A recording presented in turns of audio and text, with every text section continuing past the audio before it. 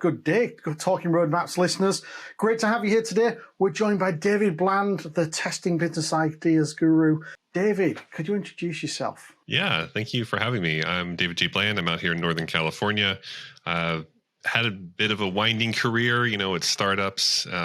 First half of my career and the last half, I've been advising and mentoring companies on how to test their business ideas. So wrote a best-selling business book with Alex Osterwalder of the same title. It came out in 2019. Awesome. You have a copy. Almost 3 years old at this point, the time we're recording this.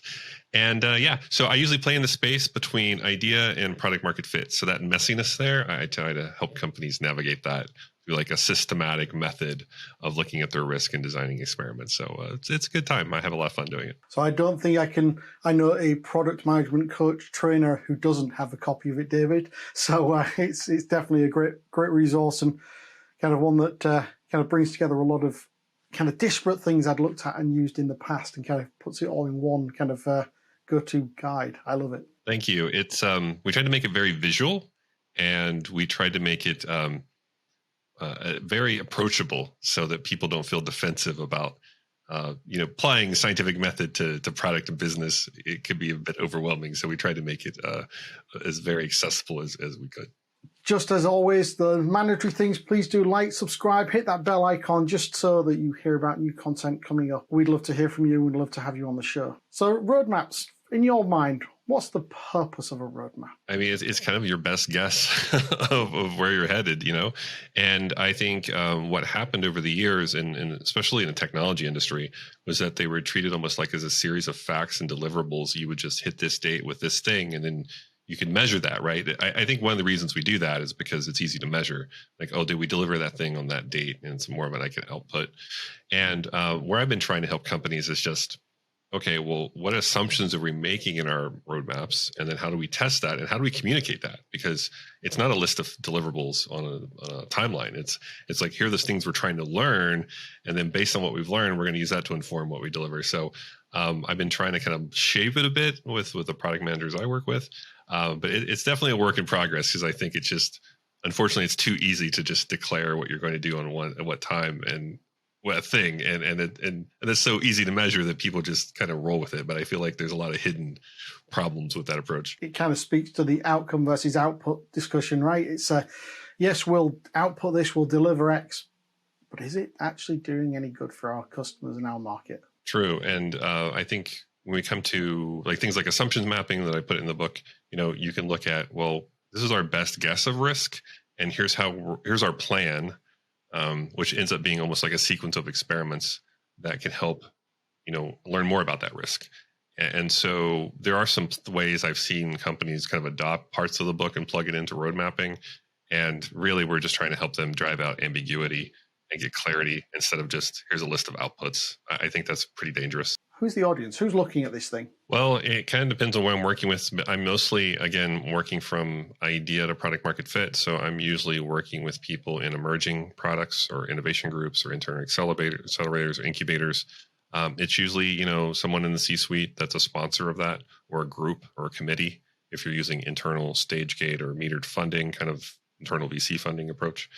And so there's usually a series of stakeholders that have budget and authority. Right. And we're trying to communicate to them, here's what we think the risk is, and here's how we plan on addressing it. And depending on how the funding works in your company, we end up requesting funding to essentially fund the experimentation to pay down the risk. And so usually it's not a big chunk of funding, just because we may get 5 experiments in and realize there's nothing there. Right. And so we want to be a little more flexible. So it's usually metered in some regard, where we're, okay, we need, let's say, 50K. We need 50K to do X, Y, and Z.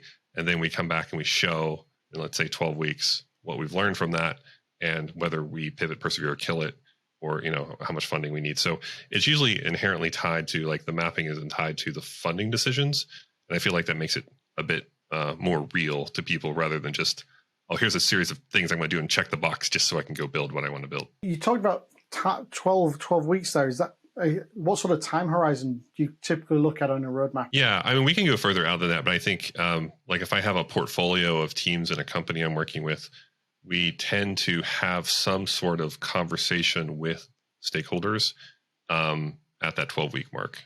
And so it doesn't mean there's nothing planned after that, but the plan can change based on what we've learned. So we show, like we use canvases and such. Obviously, we use business model canvas and value prop canvas. We have assumptions map of, what the risk looks like. We have experiments that we've tested and the evidence they've generated, and then basically how that informs what we're going to do next. And so when you start planning that out, it can all change, but I think it helps with the stakeholders knowing that there is a plan, or at least planning is occurring, versus we're just trying things to see what happens, which is not necessarily what I'm condoning. They're linked together into a bigger picture, into a bigger kind of direction, knowing that we might learn something that invalidates that direction. I often talk about, my roadmap's plan A, but I'm starting to work on plan B tomorrow as I learn new things. Yeah, I mean, the big thing is it's not a singular event. It's not like you run one experiment and then you're good. It's always, we have to run multiple, and either they support or do not support the hypotheses we're testing. And so essentially what I'm trying to instill in companies is like, this is a repeatable process. And so much like product discovery and delivery, right? You're basically using it to inform the other. And so we're planning on running multiple of these. Now, it doesn't mean you have 30 experiments in your plan and they're planned out for the rest of the year or anything like that. But you need to go far enough ahead that you can give a semblance of like, here's where we think it's going. We're going to come back and adjust. So yeah, definitely ideally you're using what you've learned to shape your strategy. You talked about working with product people. Are they the people who own the roadmap, or does somebody else own it? It's often product people, or like chief product officers even at some point, where they're owning at least the strategy. It gets tricky because when I'm working with groups, it's usually some sort of balanced team or representation, because we go after these themes of desirability, viability, feasibility. And so product usually doesn't own all three of those, in the sense of, you look at desirability risk, it's a lot of value prop and customer segment, your market research, your jobs, pains, and gains, all of that. When you look at viability, it's a lot about, does this align to the strategy of the company? Is it financially viable? Is it something we should pursue? And you look at feasibility, it's a lot of technical feasibility, but it's also regulatory, governance, compliance, anything that would also prevent the execution of it, right? And so I'm not so much stressed out about the roles, but when you look at the players, usually product plays a part in that. Typically, usually desirability and or viability is usually where they play. And then we have a partner that comes in and brings the feasibility aspect of it. And so overall, it's like you have to have some kind of compromise when you're creating these. And so it's not just through the lens of one of those, like these kind of three stools of design thinking, right? It's not, you don't build a whole roadmap based off one stool. And so usually while product owns the roadmap, it's usually in collaboration with other groups to get a very balanced view of the risk. Teresa Torres, I think we talked about a product trio, but I guess someone's still doing the work to maintain it. Is that the product person, or is that broader cross-functional team? I mean, as far as the person owning it, it's usually product, but they're working very tight conjunction with the other groups, and so those are inputs into it. And so, yeah, I guess in my work it's interesting because I don't really focus on a function, because usually anything we're trying to create new, whether it's a new product or a big feature added to a product or a completely new line of business, there is an element of, how to explain this? There's an element of like compromise and working through that beyond just the product, right? And so your product is inherently contained within a business model that needs to also work for it to live on from a viable point of view. And so in my world, I'm not necessarily working with like roles. I think some people in the space, they really focus on a specific role. And they say, oh, I work with product managers, or I work with tech leads, or I work with market researchers. And it's like, we take all this stuff we learned from lean startup and design thinking, we apply it to like a role. In my world, it's much more team-based. And so while product's part of that team, they're also having to negotiate with, people that can address the other two themes of risk. So, so overall, it's still like, I guess it's somewhat messy because where you have somebody that kind of owns it, they're very much doing it with close partnership of leadership in the other two. If I think about Steve Blank's kind of customer development, which I guess is kind of, as you describing, it's that customer development team that's kind of not working in the siloed functions. It's working as a cross-functional team, trying to discover the customer needs? Yeah, we build heavily on Steve's work. So if you notice how we structure the experiments in the book, discovery and validation, that's very much built off customer discovery, customer validation. We just felt like Alex and I, we felt that we need to go beyond just simply customer facing and also address kind of backstage stuff.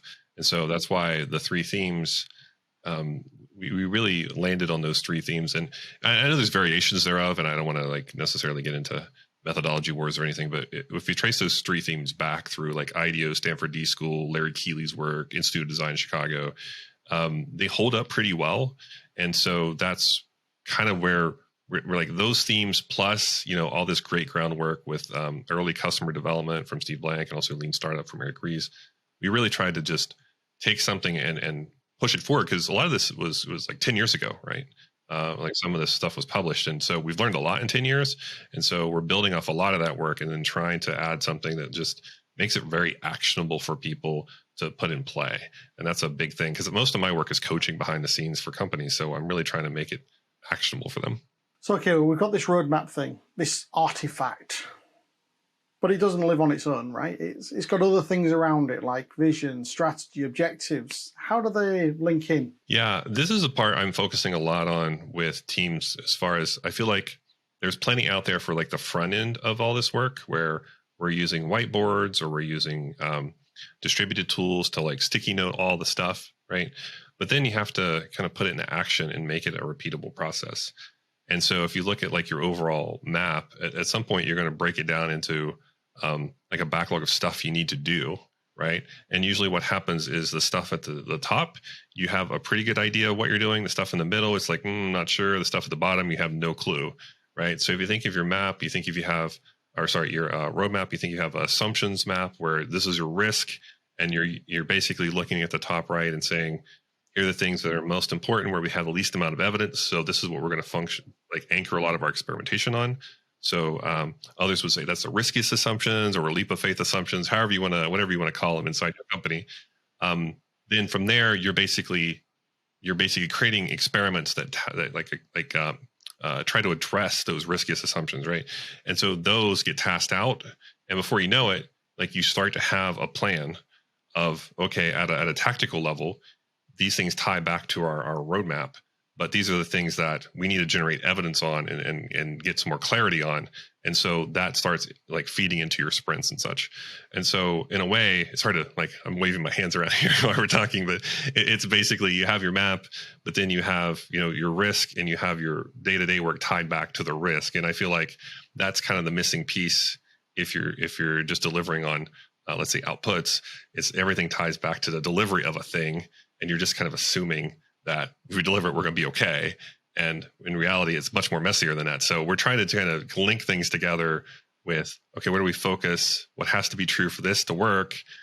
How much do we know about that? Can we generate some evidence, sprints along the way, and come back and inform our strategy? So I feel like where people really struggle with this is like the context switching, because it's hard to say, well, here's my strategy and then here's my roadmap. And then, day to day, we might have learned something that completely changes like what customer we should be focused on, and how do I back up and adjust our strategy? And so I think that context switching, without visualizing it, it's really, really tough to manage it all in your head.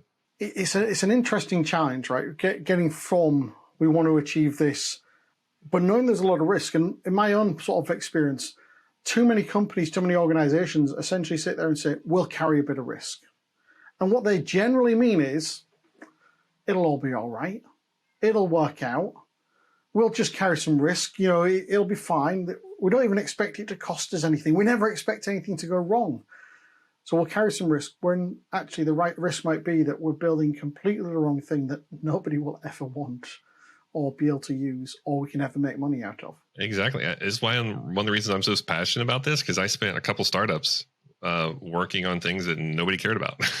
And so it was very frustrating experience for me. And that's how I stumbled upon like Eric's Startup Lessons Learned blog, and a lot of the Agile community and everything else, and Alex Osterwalder's work. And so really I was just seeking for, I can't keep working in a way where I'm just efficiently delivering things nobody cares about. Like that's really not fulfilling for me. And so when I got pulled into this work, it was very much, okay, how are we placing our bets? Like, how do we look at confidence? And so what I noticed time and time again is that we're almost overconfident, which is a bias, right? Like overconfidence bias. And we talked to a couple of customers and therefore we're going to build this whole thing that was going to be scalable. It's like, that's placing a really big bet on light evidence that's kind of anecdotal. And so what can we do in between there? Can we do some search trend analysis? Can we do some paper prototyping, some clickable prototyping, some explainer videos, some landing pages, call to action, maybe deliver it manually with a concierge, and then like work our way up to something we would release that could be scalable, right? But I feel like there's this like it's almost like this contradiction of we say we're okay with risk, and then we have like very, very light sample evidence that's also like a very small sample size, and then we make these really big bets off of that. And I feel like when you get it right, you look like a genius, but when you get it wrong, you probably can't recover from it. So because you're stuck with this big thing, and then you're frantically searching for a problem to solve with it before you run out of money or essentially get fired. And so what I'm trying to change is that like that mentality of, okay, as a confidence level, like if we can just calibrate the confidence here, we shouldn't be so confident about just talking to customers. Like there are so many other things that could help increase our confidence. And that's why I kind of pulled the social sciences and stuff with this book, and the way I coach is I feel like part of this is like calibrating your confidence so that you're not necessarily jumping and creating waste by like scaling things that nobody wants. Are there any other artifacts that link into a roadmap that we haven't mentioned? I'm throwing a lot of things out here, but you have your canvases. So usually we have like something like a business model canvas that is your like one-page strategy document that talks about your business model. We have the assumptions maps, which are basically assumptions we extracted, desirable, viable, feasible from the canvas and map them. We have the test cards or experiments that are linked to the top right of the map. We have the backlog, which are the tasks that are also created from the experiments. We may also have other artifacts like value prop canvases and personas that also go into a more tactical zoomed in level on the segments. So there's quite a few things. Like I'm sure there are other companies that put other links in there, but essentially there are all these like visual artifacts that should help inform your strategy. And it's a combination of visualizing where you're going, and then also the day-to-day of what evidence did we generate that would impact or change potentially our strategy. So, okay, let's switch gears a little bit and think about the design of a roadmap. What are the key things that should be on one? Well, I mean, when I'm road mapping, it's a lot about the discovery side of things. I feel like there's ample advice out there for the delivery side of things. And so when we come about to discovery, it's a lot about like, what are the big assumptions we're making, and then how are we going to address them? And those can take different forms. So essentially, you want to be able to say, okay, let's say here are the top 3 to 5 critical hypotheses for desirable viability and feasibility, right? And then out of those, what are the experiments we're going to run to address those? And then what is the evidence we're looking for? And essentially, you also, at some point want to share what you've learned and how that could inform, what you're doing next. And so it kind of, we call them sequences, or you can call them plans, but a lot of the discovery side of things ends up being, here's a series of things we're going to do that are linked back to the risk that we have in our roadmap. And so usually I like those themes because you can look at your roadmap in those 3 themes and say, yeah, I can see where this is risky, this is risky, and this is risky. And so it ends up being quite often a lot of like, here are the experiments, here are the hypotheses we're going to test, and here are the experiments we're going to run. And based on what we think we're going to learn, we can project, maybe 12 weeks out or maybe a little further, but then you're going to have to take that and feed it back in and change it. So I like it more as a living document and not necessarily like a static thing that we're on the hook for a year. What about visualizing those elements then?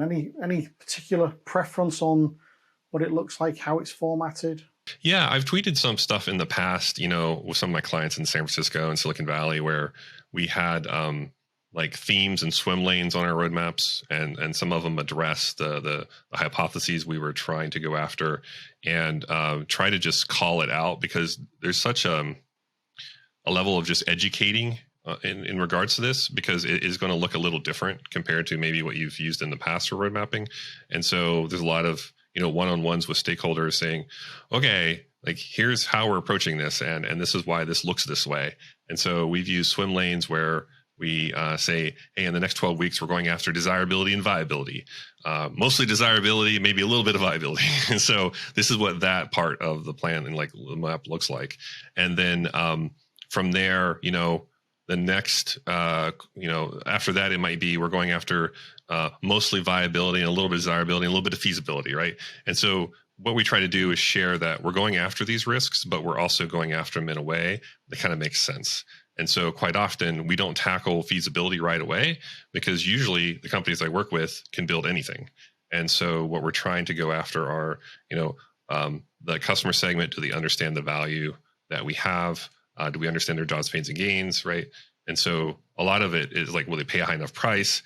And so a lot of what we try to theme is it's not perfect, but we try to say, like, even if you had like a status bar that had those three themes, it just ends up being colored differently depending on the map, right? So we start off with a lot of desirability, a little bit of viability, almost no feasibility, and then shift into viability, a little bit of desirability, a little bit of feasibility, and so I have it kind of visualized in the book, but not in roadmap form.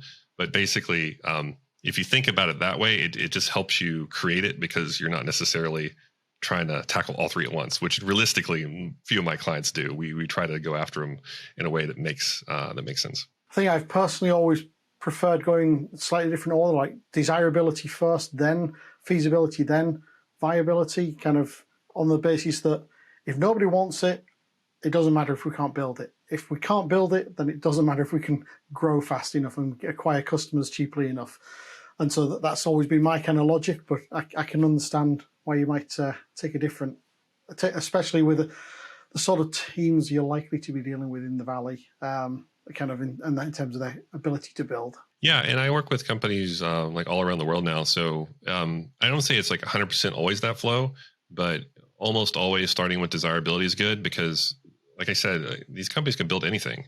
And so they're not necessarily completely decoupled from one another, right? So, for example, if people want it, but it takes a lot to build it, and then it drives up your costs to build it, then that's also going to raise your price point, and then it might shrink your market, right? So they're all very related. It's just what I try to convey is that you don't go after all three all at once, right? You have to prioritize, and then there's a good chance that if people want it, you're going to have to figure out the pricing, and you're going to have to deliver. And so I just try to give them a way to unpack it because I feel like it's always too much to consume all at once. It's like almost, there's no way we could test this, so they jump to build too soon. So I'm really trying to help them tease things out. They almost go for the lowest hanging fruit, which is the building, because they can build it. They can build what they think their idea is, and so they because it's hard to do it all together, bypass the rest of it. Yeah, and if your team makeup also determines this, so if you throw 20 engineers at something at the beginning, they're going to build. It's like that's what they're going to do. And so I think being mindful of even how you set up your teams, even how you name your teams. Like, this may sound silly, but I've had teams, I'm not going to name the companies, but I've had teams that had a specific product name for the team or a feature name. And when we started testing, they realized that there wasn't a signal there at all. And they wanted to pivot in a different direction. But I had the team leader say, well, we can't because we're the insert name here team. And so, so little things like that will influence how you do this work. And so team size, team makeup, what you call the team, these are all really, really important aspects. And they play a part in subtle ways that you may not understand until it's too late. And it's like, why didn't you pivot? Well, we can't because we're the X team. And it's like, that's why you didn't pivot. And so like a lot of this stuff comes up too. And so, it gets kind of tricky. The unintended consequences of organizational design. Yes. My thing is like, what we try to do in the book is we try to say, here are the components of a team. Like, here's how you design a team, right? But here are the behaviors you need to look for. And then here's also the environment, like the organizational design part of it. And so you could take a really great team and put them in a really terrible environment, and they're still going to fail.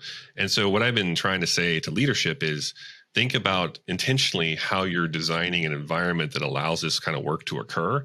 Because I think we've all seen, like, even with startup acquisitions, we've seen these really amazing teams go into a different environment. It's like, why can't they get anything done now, right? The team hasn't changed. And so I've been really trying to push this method of thinking through deliberately, are they set up for success, or at least to be able to behave in this way? Because if you can't talk to customers, if you're on 15 different projects, there are all these things that would just basically eat away at your success. And so org design, I feel like there's still these companies where it just happens. They let it happen organically. And it's like, man, you have to think about intentionally what you're trying to do. What about any particular tools you like using there? Any preferences? No, I'm kind of tool agnostic at this point. I think there are a lot of great tools out there. I work with Strategizer a lot, obviously. So they have a platform that works. I also advise Mural, who is like really great with front end innovation stuff and collaboration space, and they're pushing integrations deeper. I don't know if there's one I would point to as a roadmap tool. I think mostly because, in a sense, I'm kind of managing the repeatable process part of it all, and then trying to just work with my companies and what they're able to use and what they're willing to use, right? And so so much of it, like highly regulated industry, there's only certain tools that they'll use. And so I don't have like a really specific one I would point to.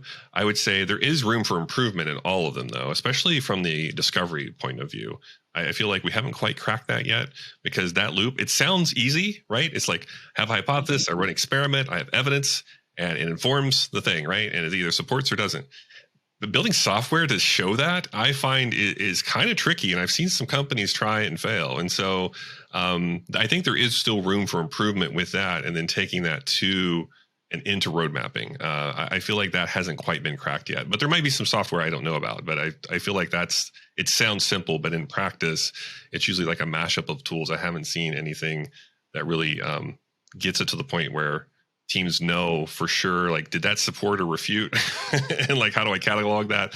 It's kind of messy still. I think there's a new tool coming out every week pretty much in this space. So yeah, I'm sure one of them will get there eventually.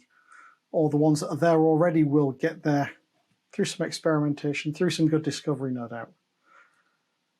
So if we zoom in on that discovery roadmap, what's best practice and what's bad practice? Yeah, I mean, some of the principles here, I feel like we're still trying to get people to fully embrace them, right? So first off is, going cheap and fast early on, right? So there's this idea of when uncertainty is really high. So if you have a lot of uncertainty with something and you're trying to build out a map for that, it's like you want to keep your fidelity low and your costs low if possible.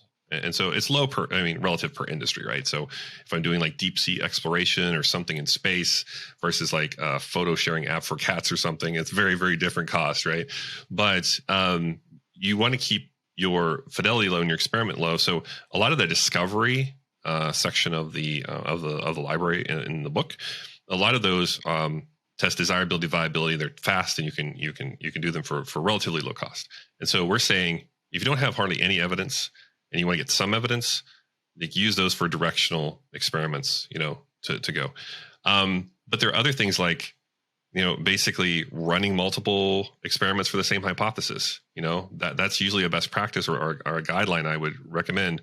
And quite often we still have, I don't know if you've heard this saying of like, oh yeah, we talked to customers and validated that, and we moved on, and it's like, was that validation, And so this idea of like, we just do interviews and then we jump to build, so this idea of you'd have to run multiple experiments.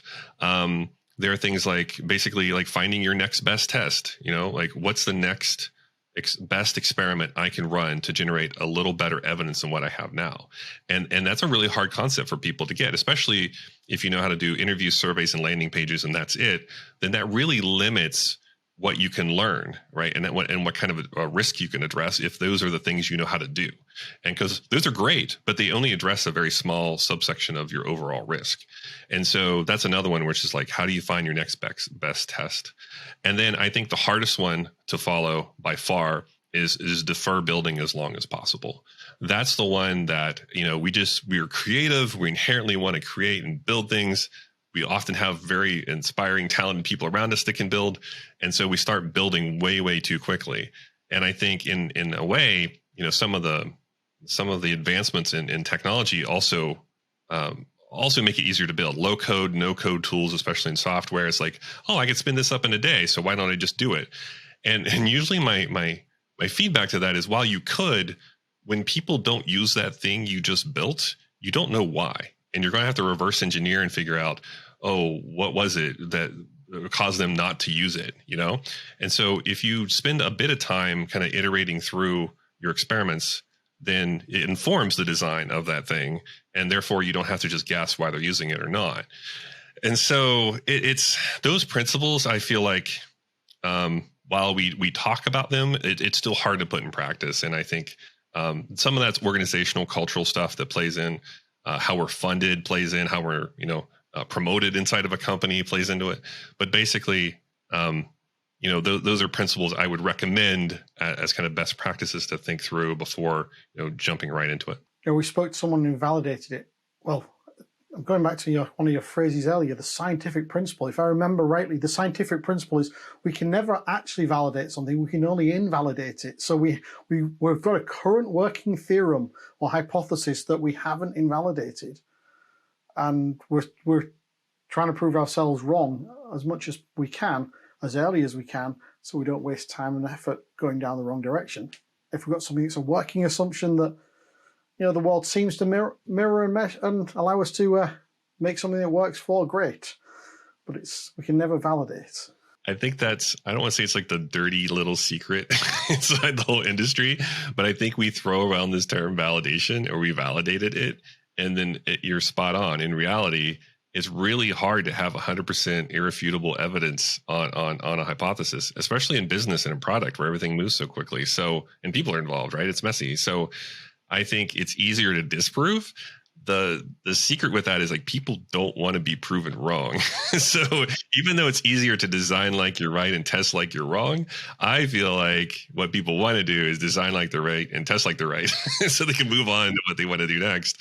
And unfortunately, that's not how the scientific method works, right? No matter how smart you are, if the evidence is like refutes it, right? Like it's wrong, right? And so I think that term validation, even though we use it as a category in the book and experiments, I am starting to back off on it more and more, because you're exactly right. It's so much easier to disprove than to actually like 100% proof of this thing, And so unfortunately, the way we're wired, it makes it really hard to work that way inside companies sometimes. I think the way it was kind of explained to me was Newton is right, but only in certain limited context. And then Einstein basically proved him to be wrong, but he's right enough in certain ranges and certain contexts. He's still Newton.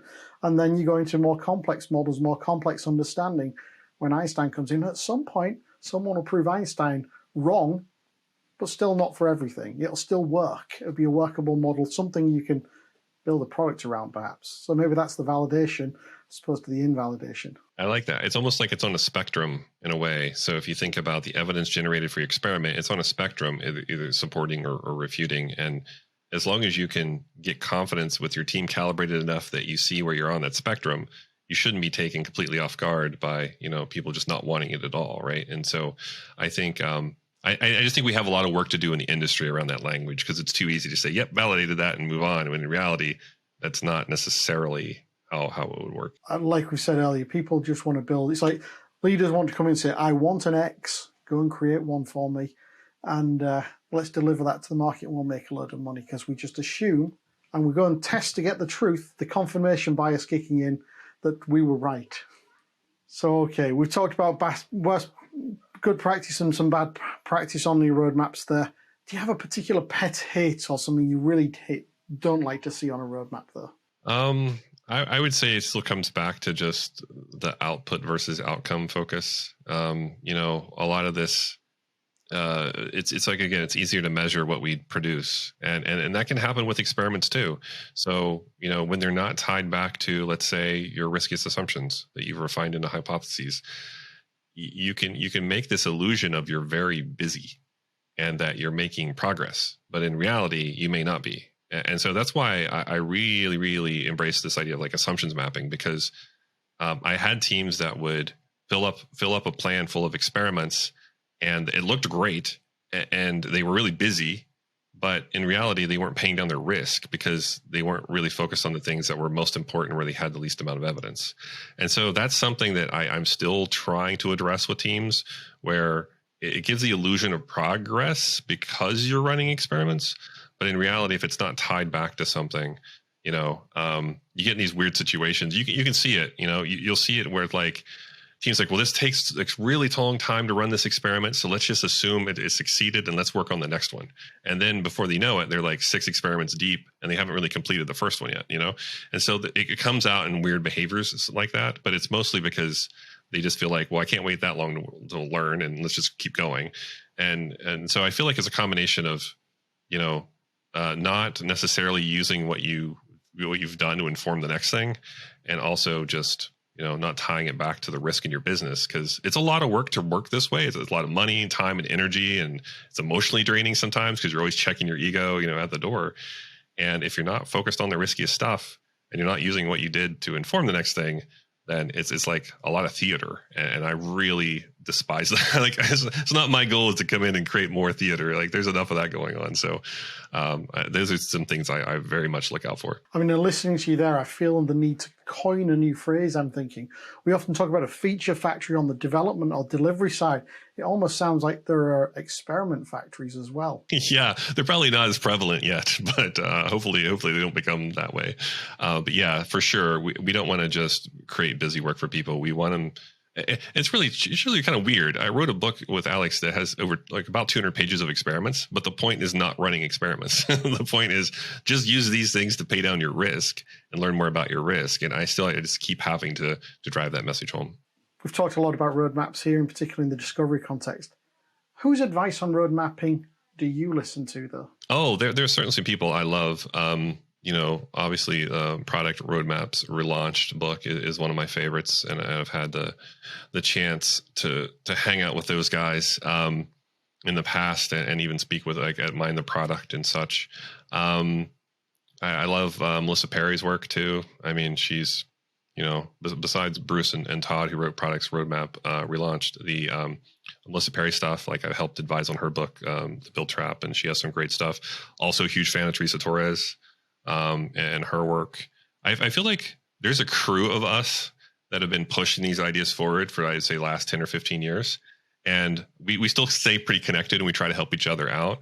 But at the same time, like, we have our own specializations, And so I think I default to like Bruce and Todd and Melissa and Teresa with regards to just the road mapping aspects of things, whereas I'm more like focused on the overall. Is your business model any good? Or like, what's your overall risk here? And so I kind of default to them because I really love their material, and I feel like they're helping push the conversation forward anyway.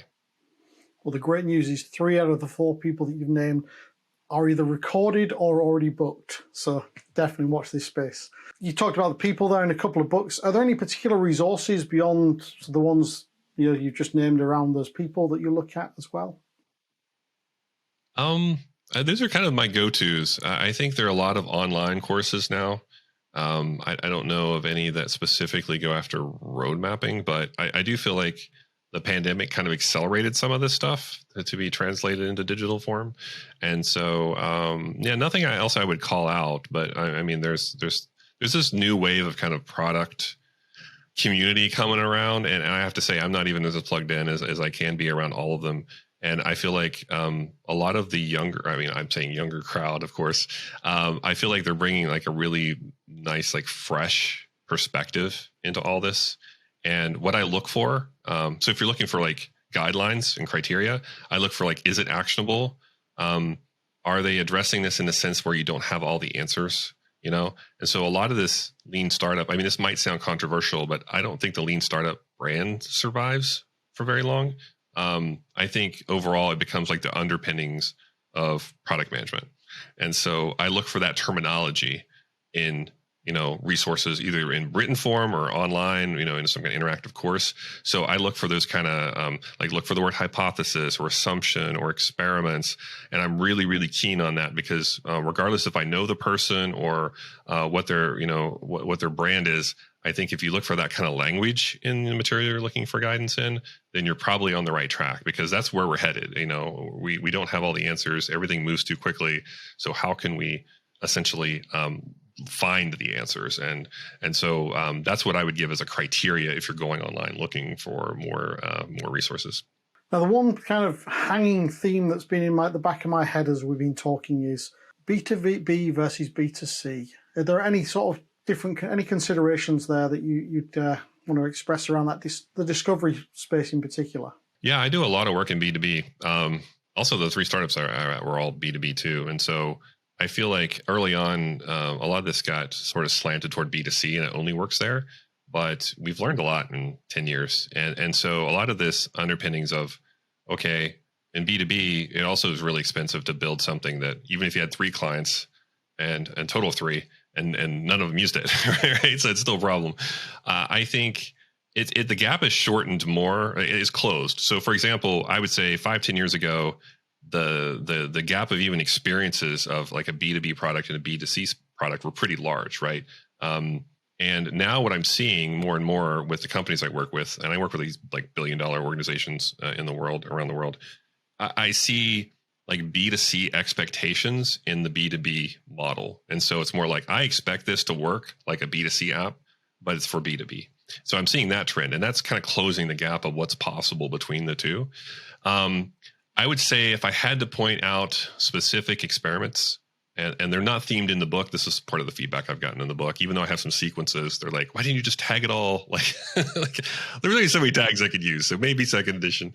But what I've noticed is, I would say the preference and prioritization, those are much more impactful in B2B. So if you look at things where I'm trying to prioritize what a client really needs and not just build what they asked me to build, there's a lot of great experimentation and a lot of great scrappy research methods that you can use there that I feel are much more applicable to your B2B world than you would ever try to do in B2C.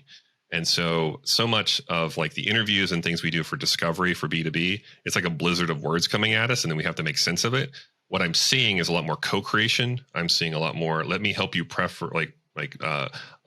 sort these and prioritize these with you.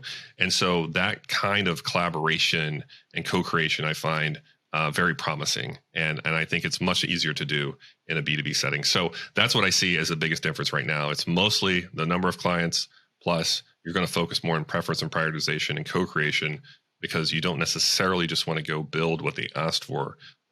You want to get to the job behind that, or the pain they're trying to solve, or the gain they're trying to create. And so those are the ones I would focus on between, out of all the 44, I think preference and prioritization are going to be your biggest wins in B2B. I always like to save the hardball question for now. The hardball question is, if you had to distill your philosophy on road mapping down to 1 or 2 sentences, what would it be? It would be design like you're right and test like you're wrong. Have this idea of where it's going, but be open to changing it based on evidence. And so I think that's what I would leave people with is, don't have a vision, but test against reality. And that roadmap is how you're going to test against reality. So David, last off a little bit, here's your opportunity to pitch yourself, your services, how people can help you, how they might get in touch with you as well. I have a company called Precoil, Precoil. You can find me at precoil.com. Basically, I offer workshops and coaching. So I do some public things as well. I do masterclasses with my co-author, Alex Osterwalder, twice a year. So those are really big public events where we have live music and everything. They're really cool. But most of my work's behind the scenes, helping people do it, on their real businesses. So you can find me there. You can find me on LinkedIn. I usually post business memes. So I don't take it too seriously, but I'm pretty popular on LinkedIn, which I thought I'd never say. You can also find me on Twitter at David J. Bland. I've been on there for like 10 years or so, who knows, how long. And I'm pretty active there. So there's a good chance you can find me. And if you're trying to work on something new that has a lot of uncertainty, there's a good shot no matter what industry you're in. I should be able to help you out. Thank you, David. It's been an awesome conversation. Loved having you here. Just to our audience out there, everyone, do please like, subscribe, and hit that bell icon so you know about new things coming up. And if you'd like to join us, maybe be where David is, then send an email to info@talkingroadmaps.com. We'd love to have you here. We'd love to talk to you. Great. David, it's been a pleasure. Thank you for today. Yeah, thanks for having me.